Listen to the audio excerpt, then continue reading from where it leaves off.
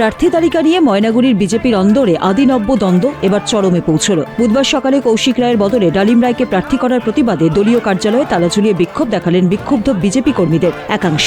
বিক্ষোভকারীদের অভিযোগ, জেলা ও রাজ্য নেতৃত্ব অন্যায্যভাবে 52 লক্ষ টাকার বিনিময়ে তৃণমূল থেকে আসা ডালিম রায়কে প্রার্থী করেছে। এদিন দীর্ঘক্ষণ বিক্ষোভ চলার পর ডালিম রায়ের অনুগামীরা কার্যালয়ে তালা ভাঙার চেষ্টা করলে দুই গোষ্ঠীর মধ্যে উত্তেজনা ছড়িয়ে পড়ে। সোনাক্ষী, মশলা কোথায়?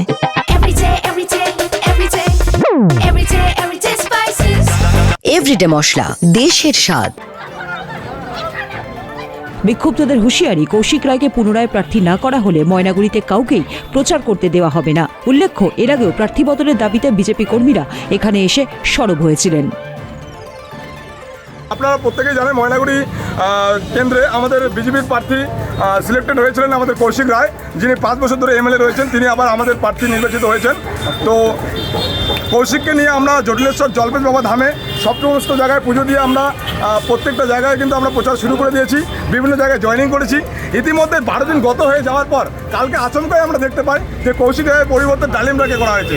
আমরা ডালিম রায়কে সমর্থন করছি না, কেননা বিষয়টা হচ্ছে কেন্দ্র এবং রাজ্য নেতৃত্ব কত টাকার বিনিময়ে ডালিম রায়কে প্রার্থী করেছেন সেটা আমাদের কাছে জানা নেই।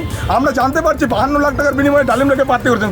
যে ডালিম রায় দল বদলু, তিনি চারবার দলটাকে চেঞ্জ করেছেন। সেই ডালিম রায়কে আমরা কোনো মতে মানছি না।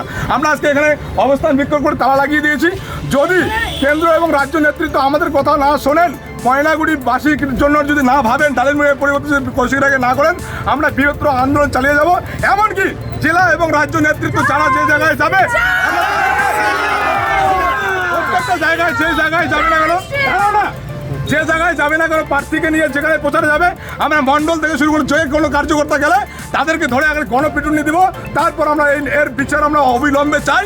আজকে কালকের মধ্যে আমরা কৌশিক প্রার্থী চাই, না হলে কিন্তু ময়নাগুড়িবাসী দেখতে পারবে যে বিজেপির আসল ভয়ঙ্কর রূপ কি আছে। ময়নাগুড়ি থেকে অভিরূপদের রিপোর্ট, উত্তরবঙ্গ সংবাদ।